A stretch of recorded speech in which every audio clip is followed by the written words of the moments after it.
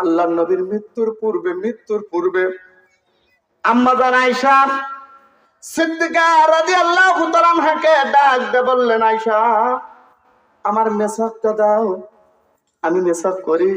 আল্লাহর নবী সুন্দর করে মেসাক করলেন, সুন্দর করে ওযু করলেন।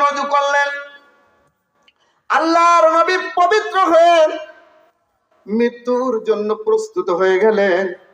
তিনি বিছানায় শুয়ে পড়লেন। শুয়ে পড়ার পর আল্লাহর নবী বিশ্বনবী আম্মা জান আয়েশা সিদ্দিকা রাদিয়াল্লাহু তাআলা আনহাকে ডাক দিয়ে বললেন, আয়েশা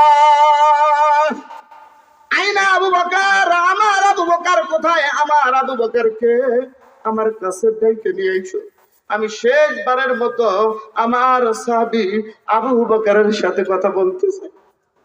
আল্লাহর নবীর সাহাবী হযরতে আবু বকর সিদ্দিক রাদিয়াল্লাহু তাআলা আনহুকে ডেকে আনলেন। নবী আমার শুয়ে আছে। আবু বকর আসলে আল্লাহর নবী আবু বকরকে জড়িয়ে ধরলেন। আবু বকর হলেন শ্বশুর, নবী হলেন জামাই। দুইজনের মধ্যে এত মহব্বত মৃত্যুর সাথে পাঞ্জা লড়ছে। আমার নবী আবু বকরকে জড়িয়ে ধরে বললেন, আবু বকর আপনি হলেন আমার সবচাইতে কাছের মানুষ, আমার সবচাইতে কাছের মানুষ। আল্লাহর নবী সাহাবী হযরত আবু বকর সিদ্দিক রাদিয়াল্লাহু তাআলা আনহু আল্লাহর নবীর কপাল মোবারকে একটি না দুইটি না তিনটি ছোঁয়া দিলেন।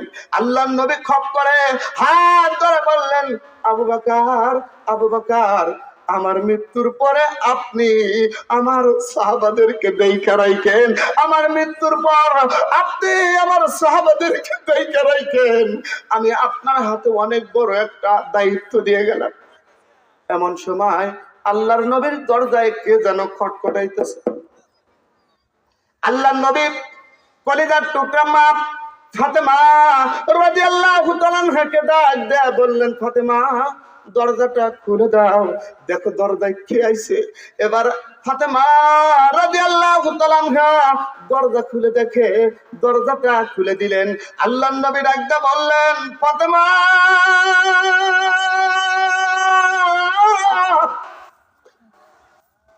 ওই দরজায় কে?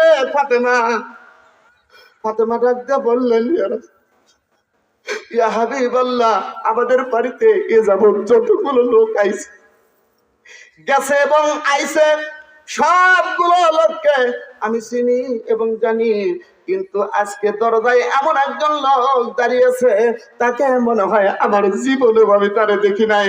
আল্লাহ নবী চোখ দিয়ে পানি দরদর করে পড়তেছে। নবী আমার ডাক দিয়ে বললেন, ফাতেমা তুমি তারে চিনবে কেমনে? কারণ সে যার বাড়িতে যায় খালি হাতে ফেরত আসে না।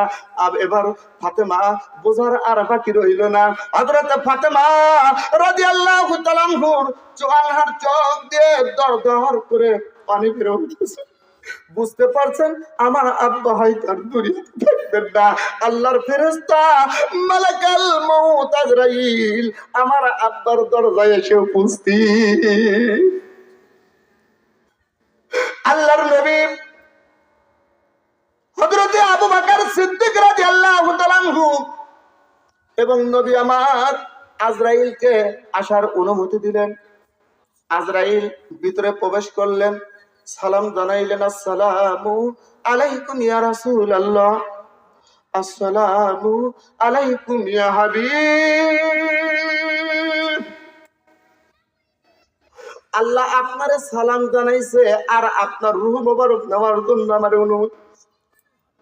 আপনি যদি অনুমতি দেন তাহলে আপনার রূহটা নিয়ে যাব, আর আপনি যদি অনুমতি না দেন তাহলে আমি আজরাইল খালি হাতে আল্লাহর দরবারে চলে যাব।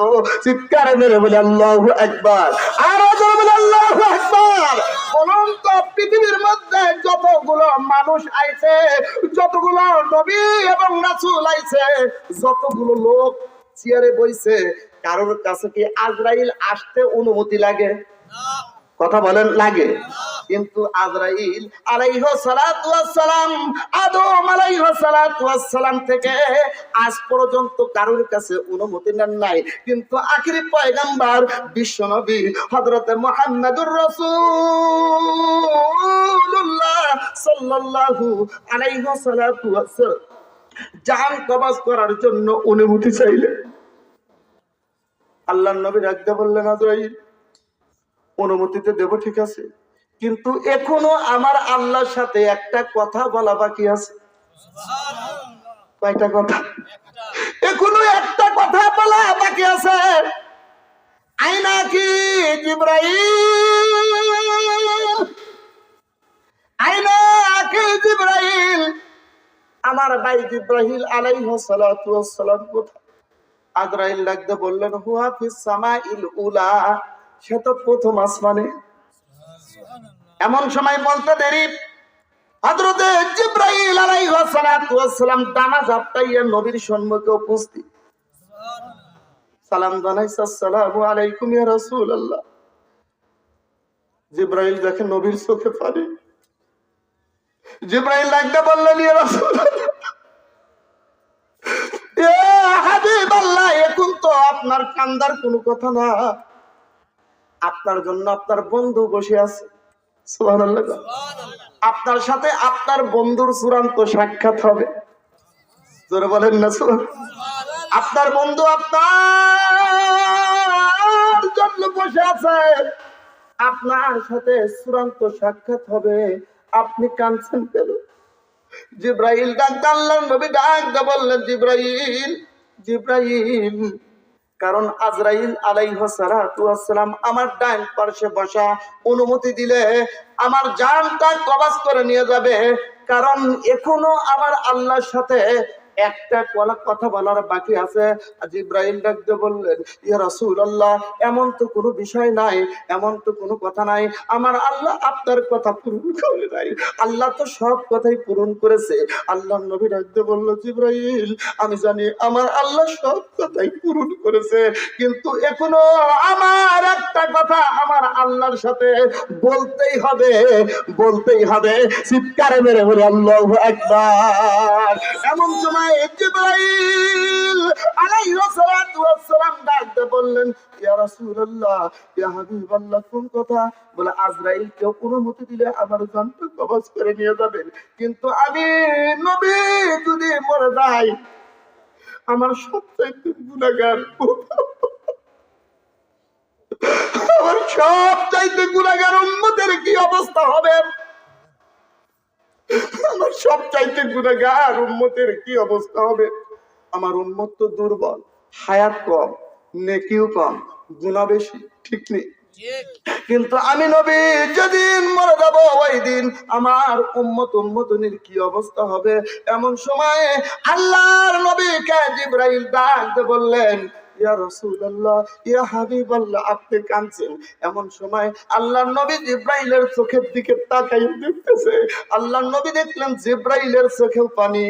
এমন সময় নবী আমার ডাকতে বললেন, জিবরাইল, আমি কান্দি আমার গুনাহগার উম্মতের জন্য, তুমি কান্দো, কি হয়েছে?